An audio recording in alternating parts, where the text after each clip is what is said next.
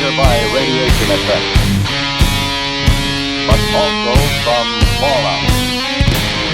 Fallout may occur miles and miles away from the blast. You need to know about fallout, what it is, how to detect it, and what to do to protect yourself against it. Everybody needs to know. Yes, this does mean you. Watch and listen. One day, these facts may save your life. What is this fallout anyhow? Just bits of radioactive fallout of the mushroom cloud of the nuclear explosion and settle on the ground. These bits of matter can be dangerous. You're exposed to some radiation every day, from cosmic rays or other natural sources of radiation. These exposures are too small to hurt you. But when a wartime nuclear explosion occurs, a serious fallout follows. Thousands of tons of atomized earth, building material, rocks, and gases may be thrown into the air. The mushroom clouds containing them sometimes moves as high as 100,000 feet, nearly 20 miles up. Some of the radioactive particles spill out near the explosion site. Others may be carried for 10, 50, 100 miles or more. But how will you know if there is fallout? You can't hear, smell, taste, or see radiation. But you yourself can detect the fallout particles that produce it. The easiest time to do this, without special instruments, is when the fallout is settling through the air.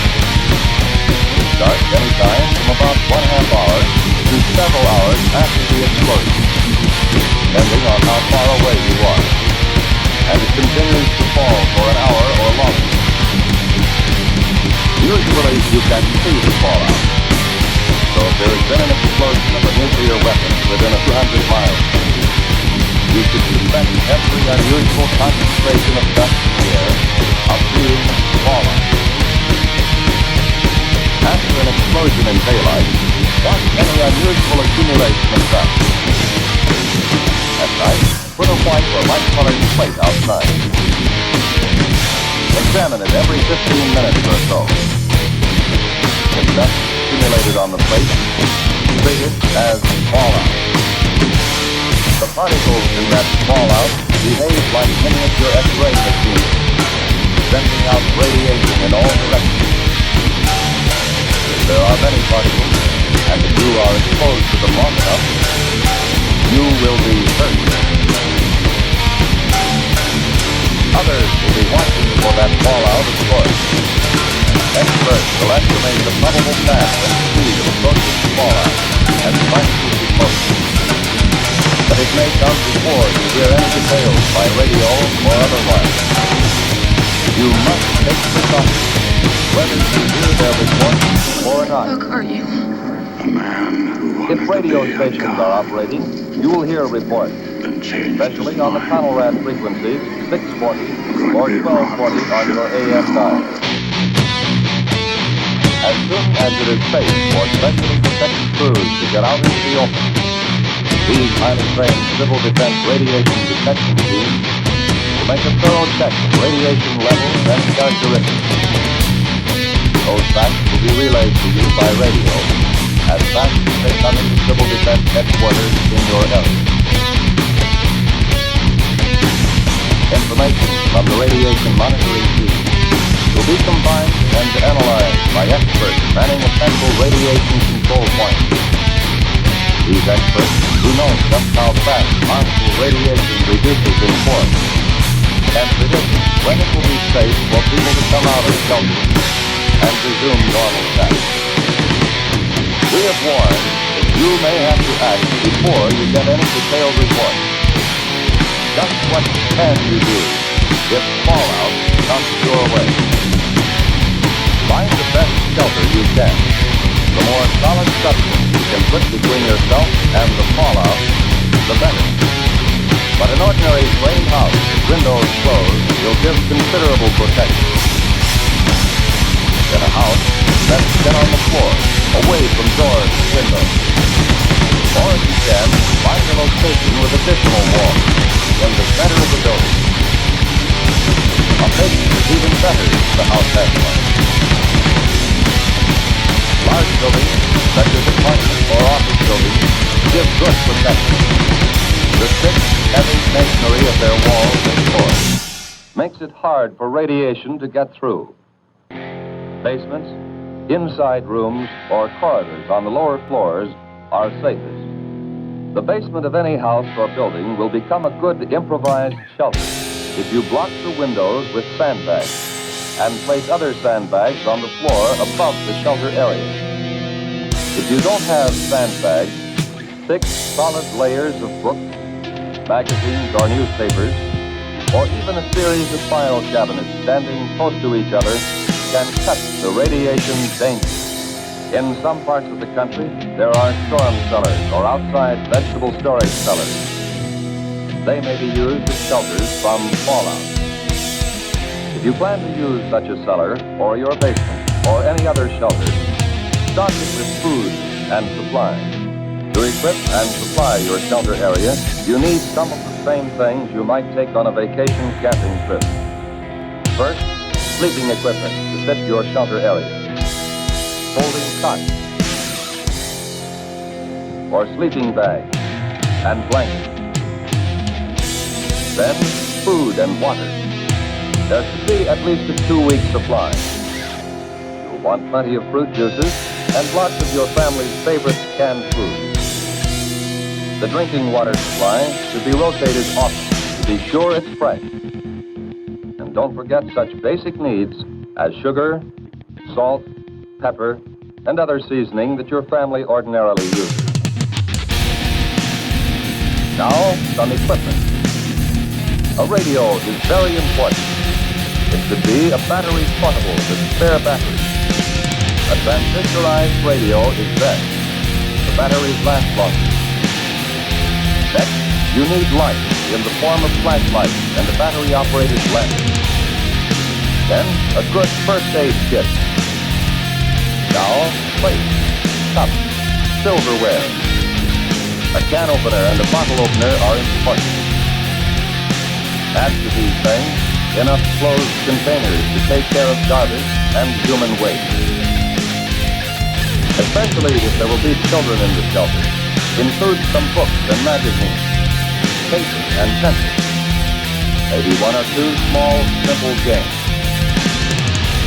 The best protection of all is the special shelter built according to specifications of your local civil defense organization. This has an air filter to allow ventilation, but keeps dust out. It has at least 3 feet of earth over it.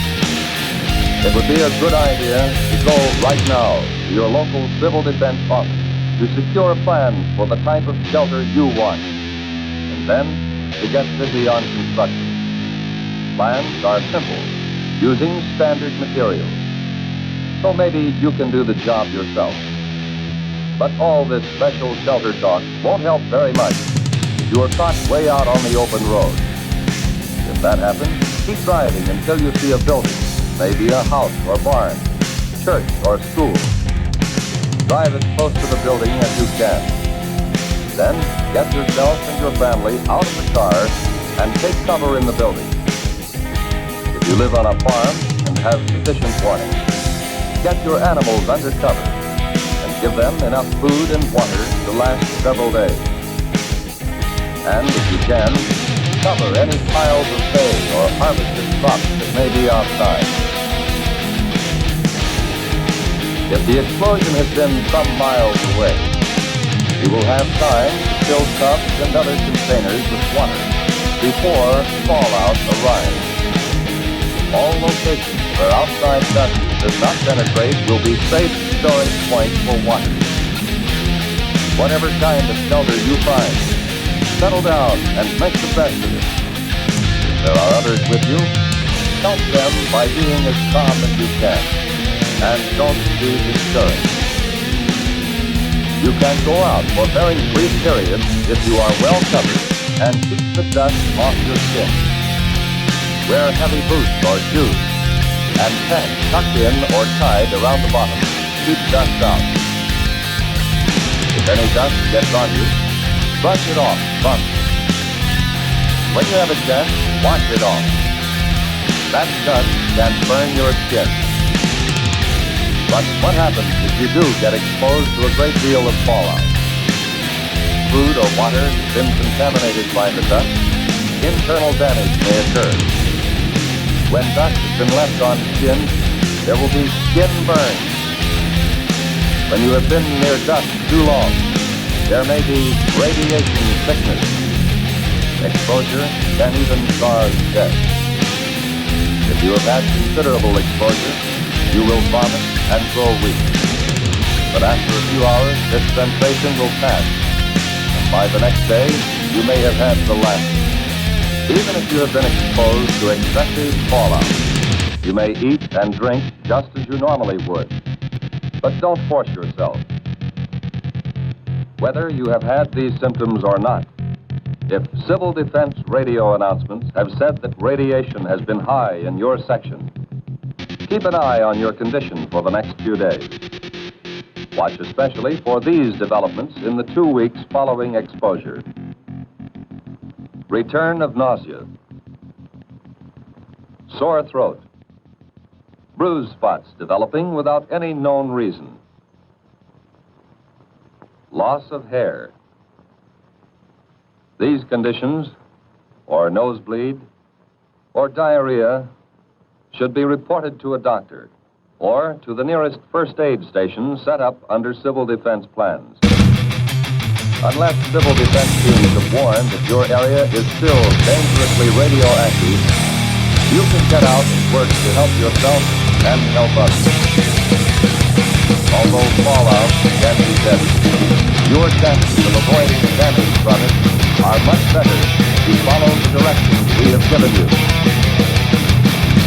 During an alert, keep your portable radio tuned to the Conrad radio frequency, 640 and 1240 on the AM dial, for the latest reports and advice. Right now, today, before there is an alert, take time to learn the civil defense 5 steps to safety. Learn warning signals and what they mean. Learn your community plan for emergency action. Learn protection from radioactive fallout. Learn first aid and home emergency preparedness steps. And learn how to use Conrad 640 or 1240 on the AM dial for official directions.